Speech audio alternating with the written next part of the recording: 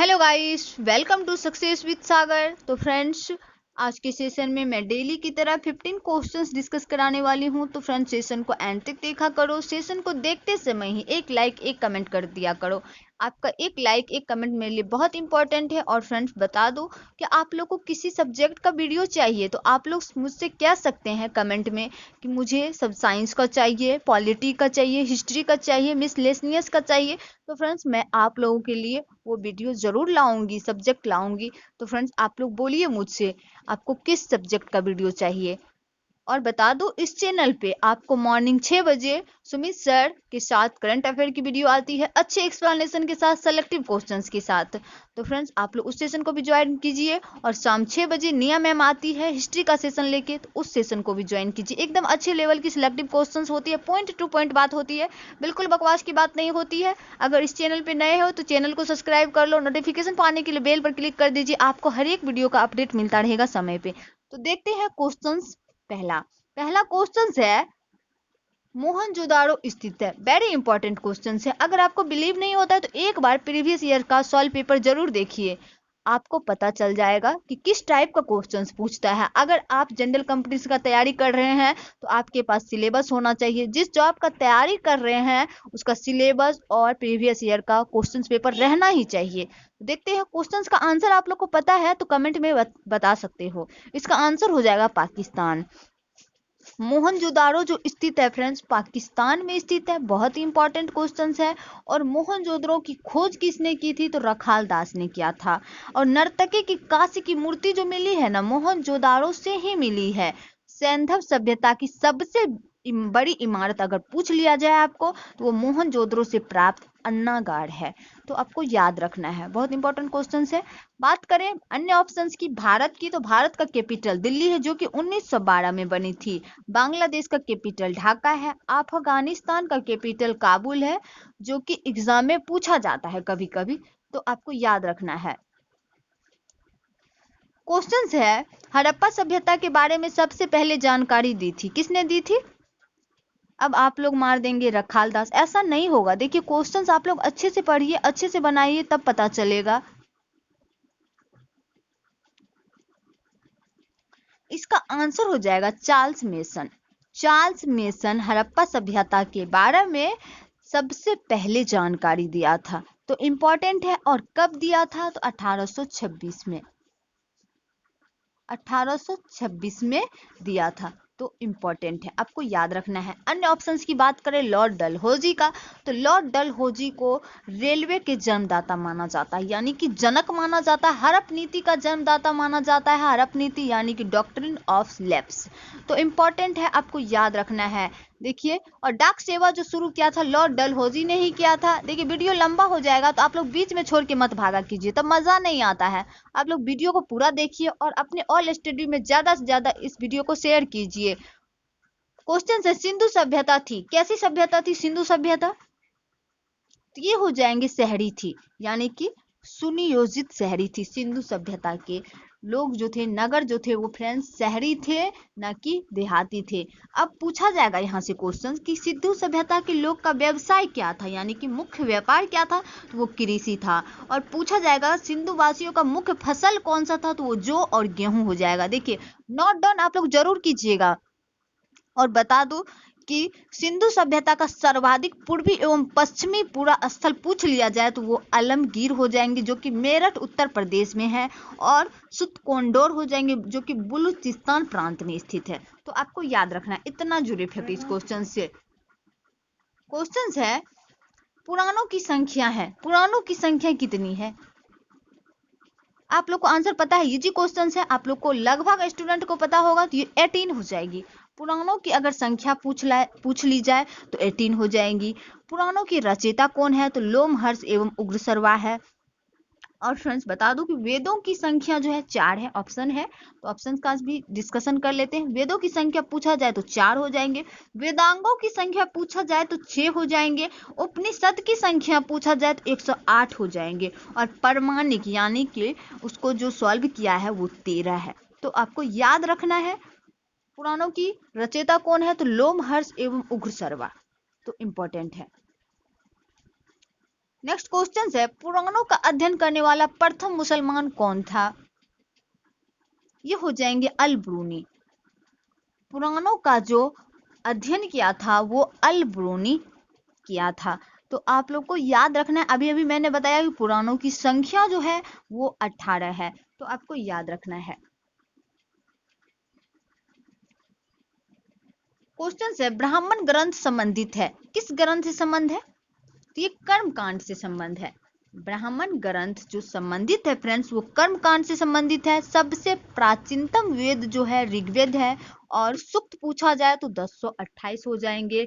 कल मैंने बताया था कि महाभारत का पुराना नाम जो है जय संहिता है, हमेशा एग्जाम में पूछा जाता है। और यजुर्वेद में फ्रेंड्स गद एवं पद दोनों वेद स्थित है, तो आपको याद रखना। हाँ, एक क्वेश्चन मैं बता दूं कि शतपथ ब्राह्मण का संबंध जो है यजुर्वेद से है, ब्राह्मण ग्रंथ का जो संबंध है वो कर्म कांड से है। तो इन दोनों क्वेश्चंस में आप लोग को कंफ्यूज नहीं होना है।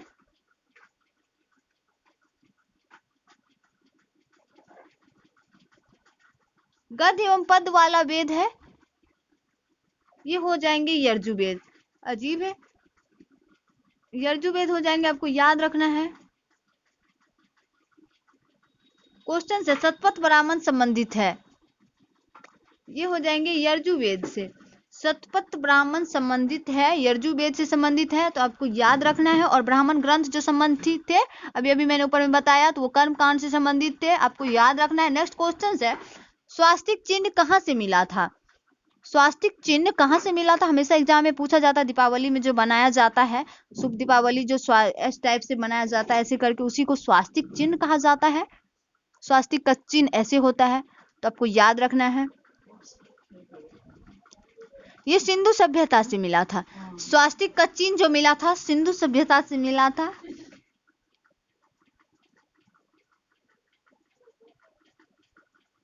और बता दूं कि आदि मानव ने सर्वप्रथम जो सीखा था वो आग जलाना सीखा था। इससे एक जुड़े एक्स्ट्रा फैक्ट मैंने बता दिया।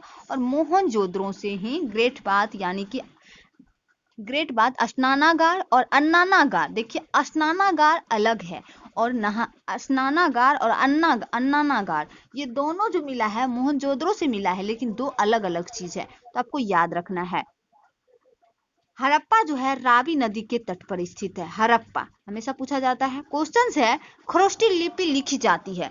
बीपीएससी, सॉरी फ्रेंड्स, बीपीएससी का क्वेश्चन तो है ही फेवरेट, और बिहार एसआईपीटी में पूछा गया है, जिसका मेंस अभी नहीं हुआ है, पोस्टपोन कर दिया लॉकडाउन की वजह से। तो आपको याद रखना है, ये दाएं से बाएं लिखी जाती है। खरोष्टी लिपि जो है फ्रेंड्स दाएं से बाएं लिखी जाती है, और ब्राह्मी लिपि होती है जो बाएं से दाएं लिखी जाती है। ब्राह्मी बाएं से दाएं।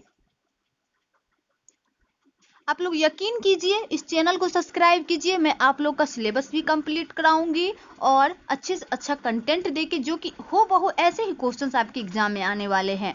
बस आप लोग अच्छे से पढ़ते जाइए रिस्पॉन्सिबिलिटी के साथ। क्वेश्चन है, सिंधु सभ्यता का उत्तरी एवं दक्षिणी पूरा स्थान है, क्या है? ये हो जाएंगे जम्मू कश्मीर। अब जम्मू कश्मीर में कहाँ है, तो वो अखनूर में है।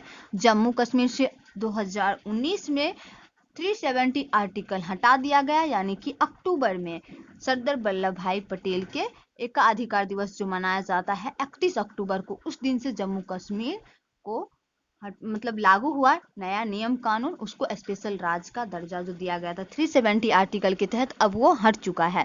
तो आपको याद रखना है, बहुत इंपॉर्टेंट क्वेश्चंस है। शेषनाग सब जो है वो सब झील वही जम्मू कश्मीर में स्थित है।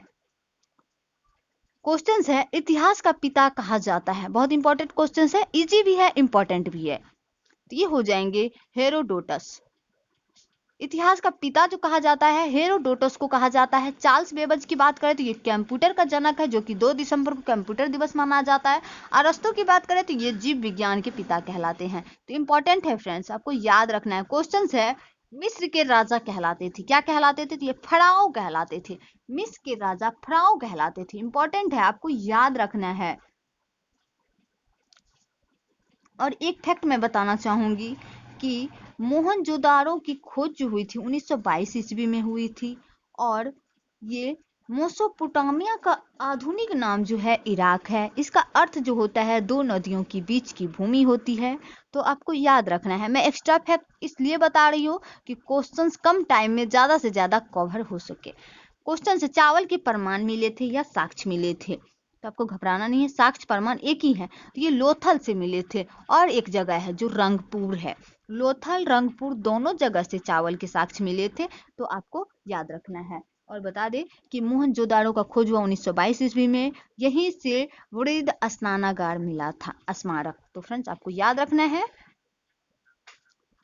क्वेश्चन है, सैंधव सभ्यता की सबसे बड़ी इमारत थी। सैंधव सभ्यता की सबसे बड़ी इमारत कौन सी थी? अगर आप लोग को पता है तो कमेंट में बता सकते हो।